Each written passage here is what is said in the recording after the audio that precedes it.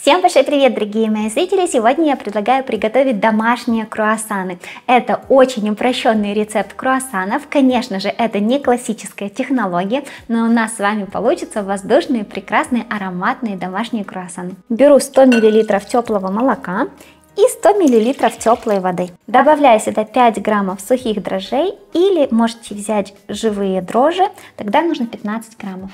Из общего количества добавляю немного сахара, буквально 1 чайную ложку. Всего здесь 30 граммов сахара. И также из общего количества муки, здесь 400 граммов, добавляю такие 5 столовых ложек с горкой. Перемешиваем. На этом этапе нам не нужно добиваться полной однородности. Если есть комочки муки, ничего страшного. Накрываю крышкой или же можно накрыть полотенцем, пищевой пленкой и ставим на 15 минут в теплое место, чтобы дрожжи активировались. Посмотрите, как у нас чудесно сработали дрожжи. Пара пенится, шипит. Значит, все у нас хорошо, можем продолжать дальше приготовление.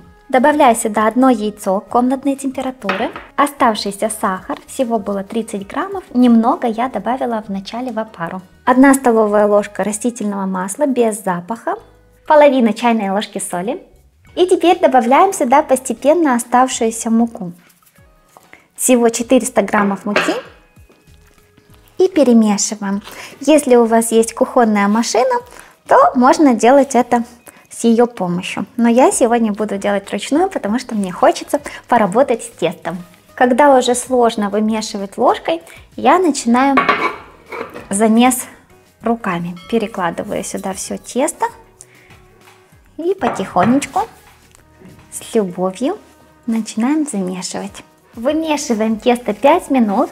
Если оно у вас слишком сильно липнет к рукам, то добавьте немножко муки или можете смазать руки растительным маслом. Но тесто, оно, посмотрите, если вот так вот делать, оно и липнет, но сразу отлипает. При этом оно такое вот очень эластичное, мягкое и податливое. Я его округляю и выкладываю в миску, посыпанную мукой. Или можно смазать растительным маслом. Накрываю крышкой, можно пищевой пленкой, и ставим в теплое место на час-полтора.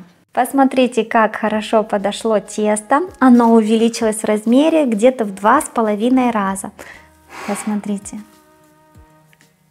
какие у нас красивые волокна. Перекладываю тесто на поверхность, посыпанную мукой. Теперь нам нужно разделить тесто на 10 равных частей, вес каждой где-то 68-70 граммов. Каждую часть теста округляем в шарик. Сначала я вот так вот подворачиваю к центру края.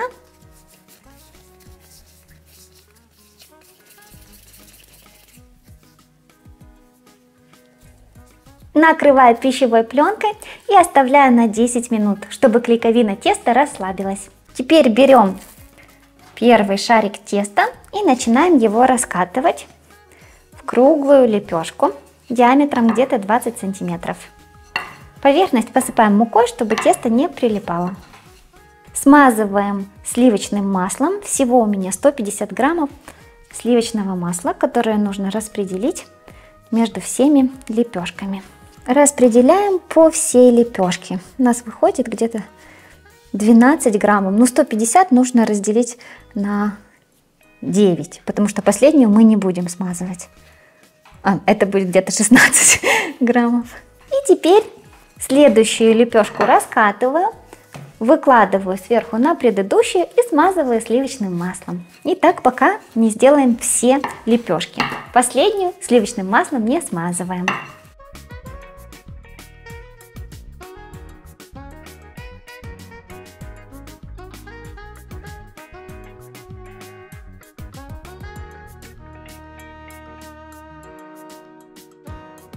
Осталось раскатать последний шарик теста в лепешку. Стараюсь раскатать чуть больше по диаметру, чем у меня вот эта стопка, уже которая раскатана и смазана сливочным маслом. Это мы с вами делаем такой вот очень упрощенный вариант слоеного теста. Причем, честно вам скажу, тесто такое вот приятное, что его и хочется раскатывать, хочется с ним работать. Накрываю последней лепешкой. Немножко не докатала. Ну, видите, тесто тянется, прекрасно растягивается. Так, немножко накрываю края. Поверхность хорошо посыпаю мукой, перекладываю сюда тесто. Теперь нам нужно его тонко раскатать. Раскатываем в пласт толщиной 5 миллиметров.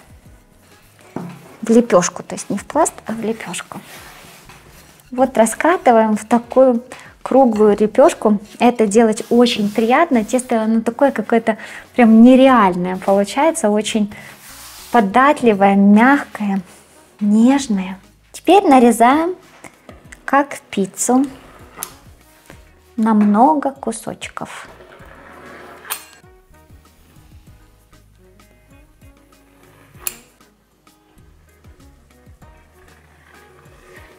Всего я разрезаю на 16 кусочков. Можно сделать и больше, но тогда у вас получится поменьше. На каждом делаем вот такой небольшой надрез. Немножко растягиваем тесто. Вот так подворачиваю в стороны и просто сворачиваю. Язычок должен остаться снизу.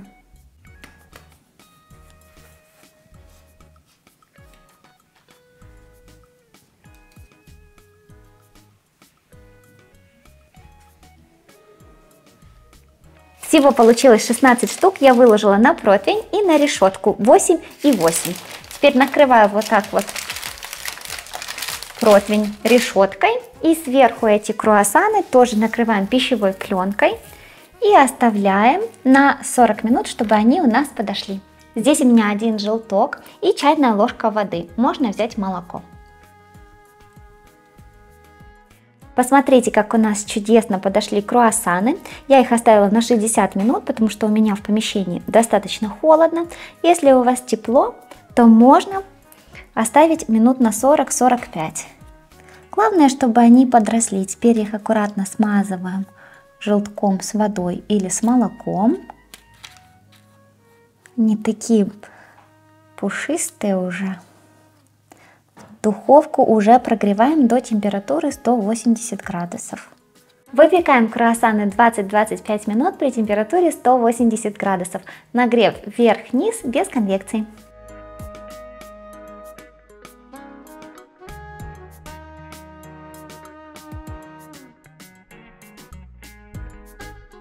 Посмотрите, какие у нас красивые, румяные получились круассаны. Они очень вкусно пахнут и так аппетитно выглядят. И вот посмотрите, этот на первом уровне у меня выпекался, а этот снизу. И потому что воздух плохо циркулировал, так как я поставила слишком близко 2 противня, и они не обдувались хорошо воздухом, они вот так вот потрескались. Это все произошло из-за того, что мы снимали в духовке, как поднимаются круассаны, и для того, чтобы было видно вот этот хорошо противень, понятное дело, я его ставлю чуть ниже на уровень, чем средний, а этот оказался вообще снизу, и между ними было очень маленькое расстояние.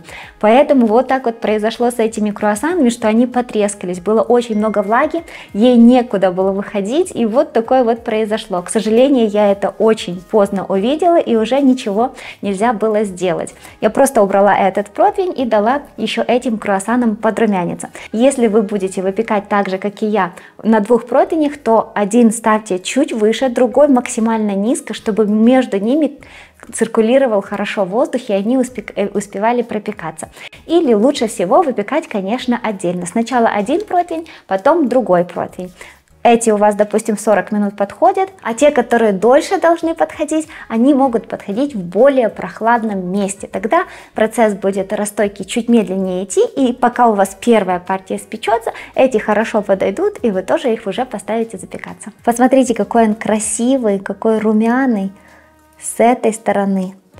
Очень-очень классный, хрустящий. Я сейчас вам потом разломаю, покажу, какой внутри. Конечно, я расстроилась из-за того, что вовремя не увидела, что происходит с этими круассанами, но в любом случае решила вам показать, потому что это опыт, и чтобы вы не повторяли моих ошибок, и у вас все получилось идеально. Видите, какой он хрустящий. Ой-ой-ой, рассыпчатый. Вот такая у нас с вами красота внутри. Можно разрезать, положить любую начинку, можно варенье или наоборот там соленую рыбку. Вкуснятина. Так, теперь давайте разрежу. Сверху они, смотрите, какие хрустящие, а внутри нежнейшие. Вот такие. Конечно же, у нас упрощенная технология, поэтому они не будут такими прям как покупные, но поверьте, они нереально вкусные. Посмотрите, какие они прекрасные у нас. Ну что ж, давайте попробуем.